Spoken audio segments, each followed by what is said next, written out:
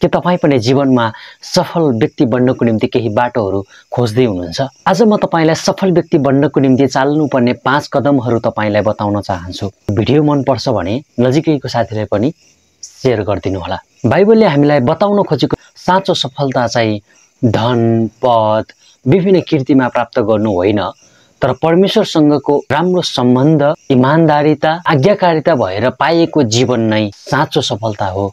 तर भौतिक रूपमा पनि सफल व्यक्ति भएको चाहनुहुन्छ भने 1 नम्बरको कदम चाहिँ पहिलो स्थान प्रभुलाई दिनु। मत्ती 6 अध्यायको 33 मा हेर्नुभयो भने त्यहाँ यसरी लेखिएको छ, पहिले उहाँको राज्य र धार्मिकताको खोजी गर अनि सबै चिज चाहिँ तिमीलाई थपिनेछन्। जब हामी सफल व्यक्ति बन्छौँ अनि हामी परमेश्वरलाई महिमा दिन चाहन्छौँ, जब हामीसँग सर्वस्व कुराहरू हुन्छ, तब चाहिँ हामी परमेश्वरलाई महिमा दिन खोज्छौँ।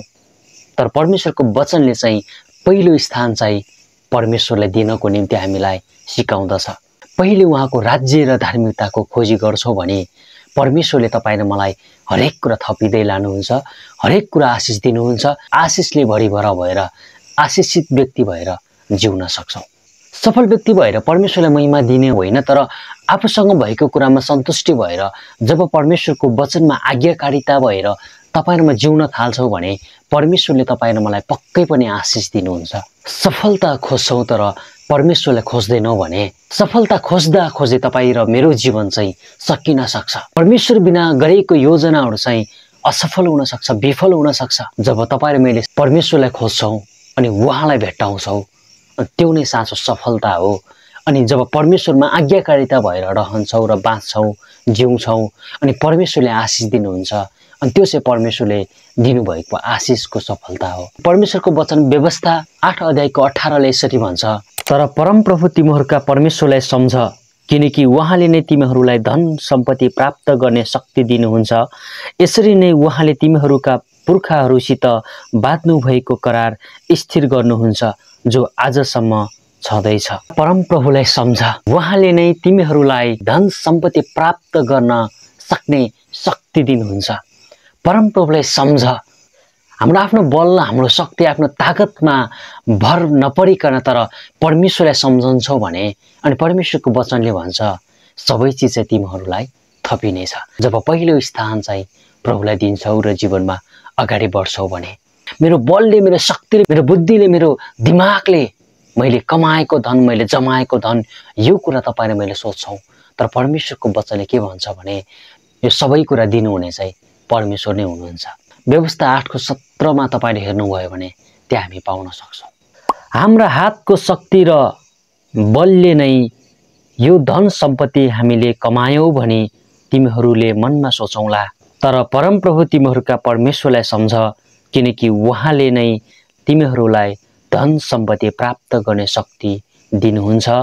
यसरी नै उहाँले तिमीहरूका पुर्खाहरूसित बाँध्नु भएको करार स्थिर गर्नुहुन्छ, जो आजसम्म छँदैछ। तिमीहरूले मनमा सोचौँला, मेरो बलले, मेरो शक्तिले मैले धन कमाएँ। वचनले भन्छ परमप्रभुलाई सम्झ, किनकि दिनुहुने चाहिँ उहाँ हुनुहुन्छ। यदि तपाईँ आफ्नो स्थान स्थापित भएको देख्न चाहनुहुन्छ भने तपाईले चाहिँ पहिलो स्थान चाहिँ परमप्रभुलाई दिनुपर्ने हुन्छ।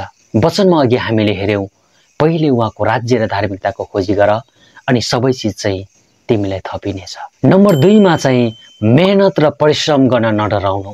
त्यो मान्छेहरूले छिटो जीवनमा सफलता प्राप्त गर्न सक्छन् जो मान्छे दुःख र परिस्थितिसँग डराउँदैन। यदि तपाईले जीवनमा छिट्टै सफलता प्राप्त गर्न चाहनुहुन्छ भने जीवनमा गरिबीलाई हटाइकन तपाई पनि परमेश्वरको वचनमा आधारित भएर आशिषित बन्न चाहनुहुन्छ भने तपाईले जीवनमा संघर्ष गर्नलाई डराउनु हुन्न, परिस्थितिसँग तपाई डराउनु हुँदैन। तपाईले विभिन्न दुःख, पसिना, घाम, पानी हरेक कुरासँग तपाई डराउनु हुन्न, केवल तपाई परमप्रभु परमेश्वरसँग डराउनु पर्छ, किनकि परमप्रभु परमेश्वरको डर नै ज्ञानको सुरुवात हो। यदि तपाई परमेश्वरको भय लिएर जीवनमा जिउनुहुन्छ भने अनि परमेश्वरको हरेक आज्ञालाई तपाईले पालन गर्नुहुन्छ, यदि तपाईले परमेश्वरको हरेक आज्ञालाई पालन गर्नुहुन्छ भने तपाई सफल व्यक्ति बन्नुहुन्छ अनि परमेश्वरको आशिष तपाईले थाप्नुहुन्छ। अनि जीवनमा त्यो मान्छेहरू चाहिँ सफल व्यक्ति बन्न सक्छन् जसले चाहिँ संघर्ष गर्छन् अनि मेहनत गर्छन्, परिश्रम गर्छन्। यसकारण परमेश्वरको वचनले यसरी भन्छ, भलाइ गर्ने काममा हामी नथाकौँ, किनकि यदि हामी हिम्मत हारेनौँ भने ठिक समयमा कटनी गर्छौँ। भलाइ गर्ने काममा हामी नथाकौँ, सङ्घर्ष गर्ने काममा हामी नथाकौँ। परिस्थितिले छेक्न खोज्छ, दुःखले रोक्न खोज्छ, तर हामी नथाकौँ। जब हामी हिम्मत नहारिकन परिश्रम गर्छौँ, सङ्घर्ष गर्छौँ अनि हामी ठिक समयमा कटनी गर्छौँ। यसकारण तपाईँ सङ्घर्ष गर्नलाई नडराउनुहोस्। दोस्रो तिमोथी 2:6 पनि यसरी भन्छ, परिश्रम गर्ने किसानले नै बालीको पहिलो हिस्सा पाउनु पर्दछ। परिश्रम गर्ने किसानले नै बालीको पहिलो हिस्सा पाउनु पर्दछ, किनकि त्यो किसानले चाहिँ त्यो बाली लगाउनको निम्ति त्यो परिस्थितिसँग, दुःखसँग, घामसँग, असिना पसिनासँग आफ्नो जीवन साटेको छ। रात भनेको छैन, दिन भनेको छैन, विभिन्न सिँचाइ गरेर उसले अन्न उमारेको छ, उब्जनी गरेको छ, अनि त्यो किसानले नै बालीको पहिलो हिस्सा पाउनु पर्दछ। सङ्घर्ष गर्न डराउनु हुन्न नि, अनि तपाईँले चाहिँ सफलता प्राप्त गर्न सक्नुहुन्छ। अल्छे हातहरूले मानिसलाई कलङ्क तुल्याउँछ, तर लगनशील हातहरूले सम्पत्ति आर्जन गर्छ।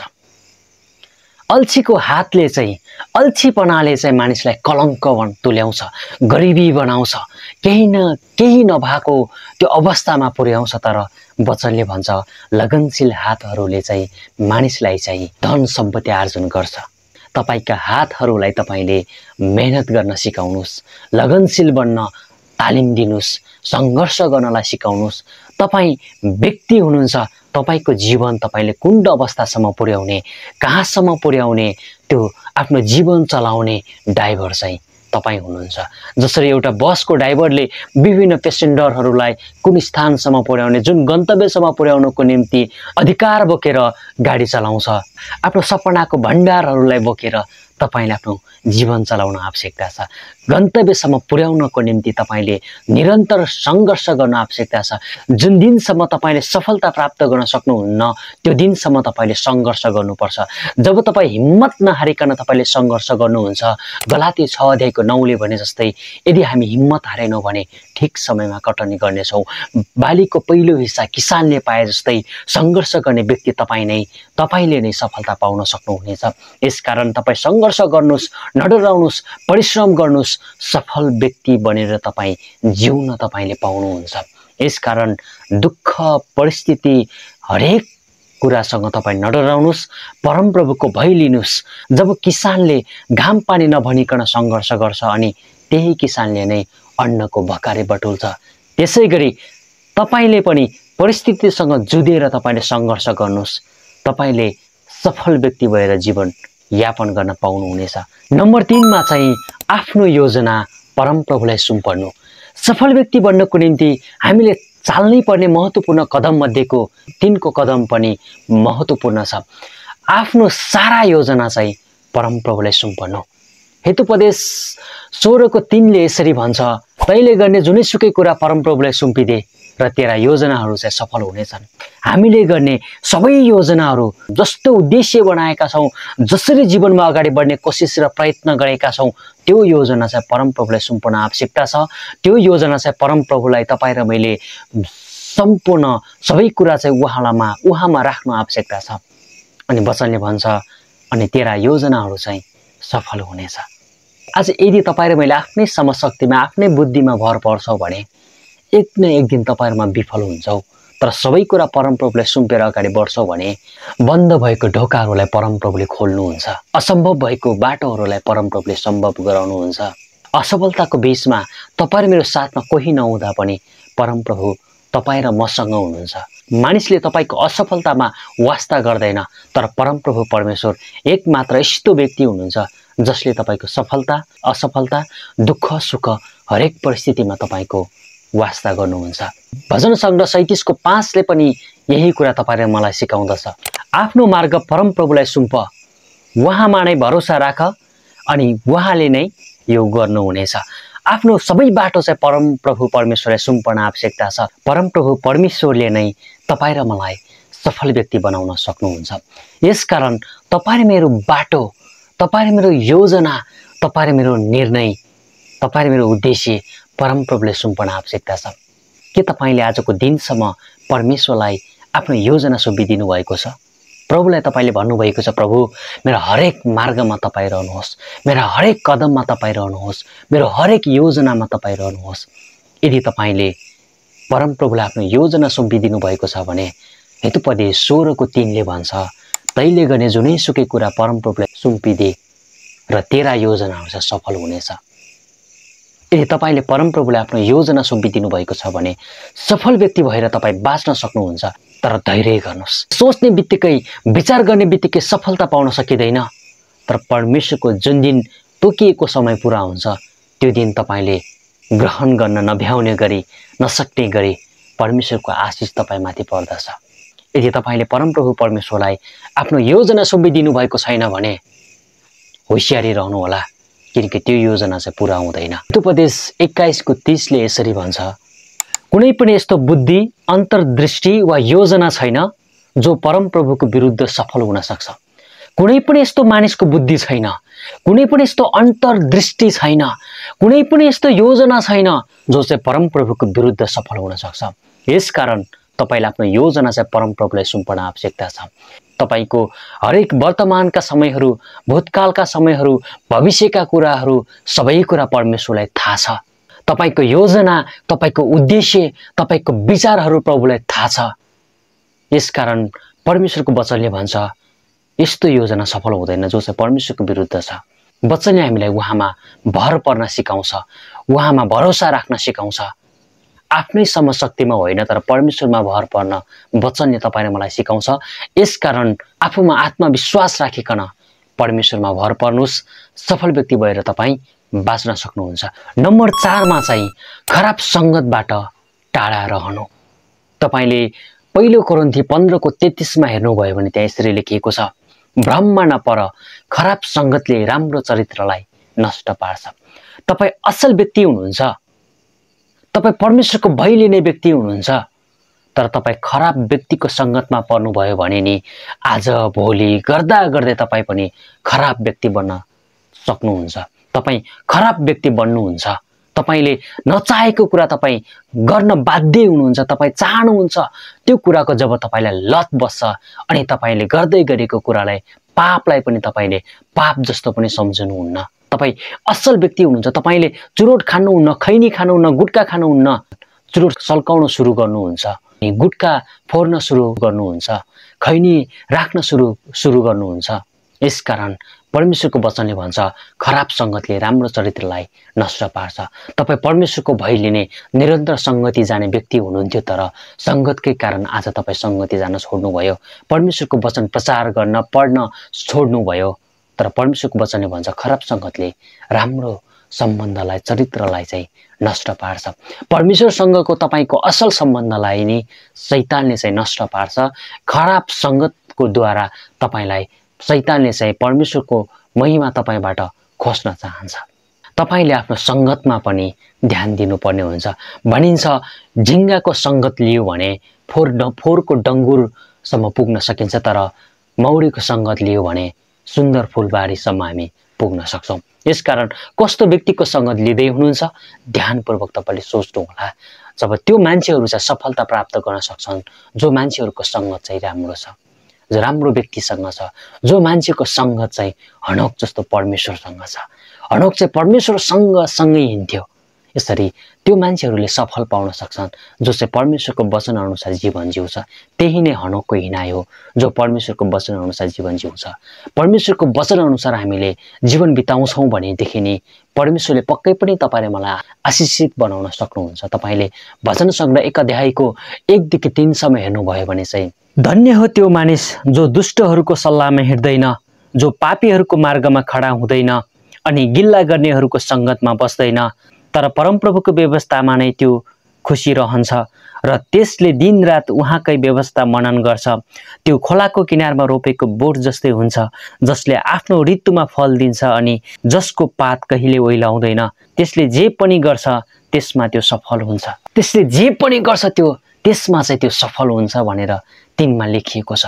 खोलाको किनारमा रोपेको बोट जस्तै हुन्छ, वसन्त र ऋतु अनुसारको त्यसले फल दिन्छ, जसको पात चाहिँ कहिले पनि ओइलाउँदैन, अनि त्यसले जे गर्छ अनि त्यो मान्छे चाहिँ सफल हुन्छ भनेर परमेश्वरको वचनमा लेखिएको छ। धन्य हो त्यो मानिस जो दुष्टहरूको सल्लाहमा हिँड्दैन, गिल्ला गर्नेको सङ्गतमा बस्दैन, जो पापीहरूको मार्गमा खडा हुँदैन, जसले कुकर्म गरेर धन कमाउन खोज्छन् ती मानिसहरूको मार्गमा खडा हुँदैन। दुष्टहरूको सल्लाहलाई त्यसले लिँदैन, मान्दैन, किनकि त्यसले परमेश्वरको व्यवस्थामा ध्यान गर्छ। अनि त्यो चाहिँ खोलाको किनारमा रोपेको बोट जस्तै हुन्छ भनेर वचनमा लेखिएको छ। तपाईँ चाहिँ कस्तो व्यक्ति हुनुहुन्छ? अनि परमेश्वरको वचनले भन्छ त्यो मान्छे चाहिँ सफल हुन्छ, जे गरिने सफल हुन्छ, जो चाहिँ खोलाको किनारमा रोपेको बोट जस्तै हुन्छ। अनि त्यो चाहिँ दुष्टहरूसँग पनि बोल्दैन, हिँड्दैन। तपाईँको सङ्गत कस्तो छ? खराब सङ्गतले चाहिँ राम्रो चरित्रलाई नष्ट पार्छ। तपाईँको परमेश्वरसँगको असल सम्बन्धलाई नि खराब सङ्गतले नष्ट पारिदिन्छ। परमेश्वरसँगको मिठो सम्बन्धलाई नि खराब सङ्गतले नि नष्ट पारिदिन्छ। यसकारण सोच विचार गरेर सङ्गत गर्नुहोला। यदि गलत साथीको सङ्गत गर्दै हुनुहुन्छ भने सङ्गत फेर्न आवश्यकता छ। यदि तपाईँ सही हुनुहुन्छ भने तपाईँको भविष्य सही हुनेछ। यदि तपाईँको वर्तमान सही छैन भने तपाईँको भविष्य पनि त्यस्तै हुनेछ। यसकारण होसियारी साथ आफ्नो जीवनमा ध्यान दिनुहोला र तपाईँ कस्तो व्यक्ति हुनुहुन्छ बेलैमा सोच्नुहोला। समय छ, अवसर छ, मौका छ, फर्किनुहोला। नम्बर 5 मा चाहिँ असल व्यक्तिबाट परामर्श लिनुपर्छ। असल व्यक्तिबाट चाहिँ परामर्श लिनु। यदि तपाईँले असल व्यक्तिसँग तपाईँले परामर्श लिनुहुन्छ भने त्यो असल व्यक्तिले तपाईँलाई असलै कुरा सिकाउँछ, महत्त्वपूर्ण कुरा सिकाउँछ, सत्य कुरा सिकाउँछ। यदि तपाईँ असल व्यक्तिसँग, सत्य व्यक्तिसँग सल्लाह लिँदै हुनुहुन्छ भने त्यो मान्छेको सल्लाहबाट तपाईँले जीवनमा धेरै कुरा बुझ्न सक्नुहुन्छ। धेरै कदमहरूमा अगाडि बढ्नलाई तपाईँलाई सहज हुन्छ, सजिलो हुन्छ। सफल भइसकेको मान्छेले नि सफल बन्ने आइडियाहरू दिँदै गर्दाखेरि तपाईँले सजिलै ग्रहण गर्नुभयो भने नि तपाईँले छिट्टै जीवनमा सफलता प्राप्त गर्न सक्नुहुन्छ। हितोपदेश 20:18 यसरी भन्छ, सल्लाह लिएर योजनाहरू बना। लडाईँ लड्नु छ भने सल्लाह प्राप्त गर। लडाईँमा लड्ने मान्छेहरूले चाहिँ जब तालिम लिएन भने नि त्यसले लडाईँमा फेल खान्छ। यदि तपाईँ चाहिँ लडाईँमा जाँदै हुनुहुन्छ भने बिना तालिम तपाईँ लडाईँ जानुभयो भने दुश्मनलाई कसरी प्रहार गर्ने त्यो कुरा तपाईँलाई थाहा हुँदैन। तपाईँ तालिम लिनुहुन्छ भने नि कसरी दुश्मनलाई तपाईँले पेल्नुपर्छ, कुन अवस्थामा तपाईँले कुन रोल खेल्नुपर्छ, त्यो सबै कुरा चाहिँ तपाईँले तालिममा प्राप्त गरिसक्नु भएको हुन्छ, सल्लाहमा प्राप्त गरिसक्नु भएको हुन्छ। यसकारण योजनाहरू बनाउँदै गर्दाखेरि सल्लाह प्राप्त गर्नु आवश्यकता छ, परामर्श लिनु आवश्यकता छ। जब तपाईँलाई परामर्श दिँदै गर्छ, सल्लाह प्राप्त गर्नुहुन्छ तपाईँले, अनि त्यो व्यक्तिले तपाईँलाई भन्नुहुन्छ कि यो ठाउँमा चाहिँ तिमीले यो गर्नु हुँदैन, यो स्थानमा चाहिँ तिमीले यस्तो गर्नु हुँदैन, यो स्थानमा गएर तिमीले यो बोल्नु हुँदैन, त्यो गर्नु हुँदैन, विभिन्न प्रकारको सल्लाह परामर्श जब तपाईँले पाउनुहुन्छ नि अनि तपाईँले जीवनको हरेक यात्रामा सहज तरिकाले अगाडि बढ्न सक्नुहुन्छ। सल्लाह प्राप्त गर्नुहोस्, अरू कसैबाट परामर्श लिनुहोस्। हितोपदेश 15:22 यसरी भन्छ, परामर्शको कमीले गर्दा योजनाहरू विफल हुन्छ, असफल हुन्छ, तर धेरै परामर्शदाताको कारणले गर्दा ती मान्छेहरू चाहिँ सफल हुन्छ भनेर लेखिएको छ। तपाईलाई परामर्श दिने मान्छे छैन भनेदेखि नि, तपाईलाई गाइड गर्ने मान्छे छैन भनेदेखि तपाईले सफलता प्राप्त गर्न सक्नुहुन्न। मानिलिऊ विदेशबाट नेपालमा घुम्न आएको मानिसले नि उसलाई गाइड गर्ने गाइड चाहिँ उसको साथमा छैन भने कुन ठाउँमा के छ, कहाँ जानुहुन्छ, कहाँ जानु हुँदैन, कुनै पनि कुरा त्यो मान्छेलाई थाहा हुँदैन। यस्तै बिना परामर्शमा तपाईले अगाडि बढ्न सोच्नुहुन्छ भने, चाहनुहुन्छ भने तपाईं ठेस खानुहुन्छ, लड्नुहुन्छ, विफल हुन्छ तपाईको योजनाहरू। तर परमेश्वरको वचन यसरी भन्छ, परामर्शको कमीले गर्दा चाहिँ मानिसहरू चाहिँ विफल हुन्छन्, तर धेरै परामर्शदाताको कारण तिनीहरू सफल हुन्छ। सल्लाह दिने मान्छे तपाईसँग छ भने नि तपाईसँग सफलता छ। यदि सल्लाह दिने मान्छे तपाईसँग छैन भने नि तपाईले फेल खानुहुन्छ, तपाईँ असफल बन्नुहुन्छ। तर सल्लाहको कारणले तपाईँ सफल व्यक्ति बन्न सक्नुहुन्छ। हितोपदेश 24:6 यसरी लेखिएको छ, युद्ध गर्नको निम्ति तँलाई अगुवाई चाहिन्छ अनि विजयी पाउनलाई चाहिँ धेरै सल्लाहकार चाहिन्छ। धेरै सल्लाहकार चाहिन्छ। सफलताको यात्राको समयहरूमा चाहिँ सल्लाहकार महत्त्वपूर्ण पक्ष हो, महत्त्वपूर्ण बाटो हो। यसकारण जीवनमा तपाईँ सफलता प्राप्त गर्नुहुन्छ भने धेरै परामर्श तपाईले लिन आवश्यकता छ, शिक्षा लिन आवश्यकता छ, ज्ञान बटुल्न आवश्यकता छ अनि परमेश्वरलाई पहिलो स्थान दिन आवश्यकता छ। मेहनत र परिश्रम गर्न आवश्यकता छ। आफ्नो योजना परमेश्वरमा सुम्पन आवश्यकता छ। गलत सङ्गत त्याग्नु आवश्यकता छ अनि तपाईले चाहिँ परामर्श लिनु आवश्यकता छ। सफल व्यक्ति बन्नको निम्ति हामीले चाल्नुपर्ने कदमहरू बुद्धगत रूपमा बताएको यो कुरा तपाईलाई कस्तो लाग्यो? तपाईलाई जस्तो लाग्यो जस्ताको तस्तै कमेन्ट बक्समा लेखिदिनु होला। त्यसैबाट नै म खुसी हुनेछु र प्रभुको महिमा हुनेछ। जय मसीह।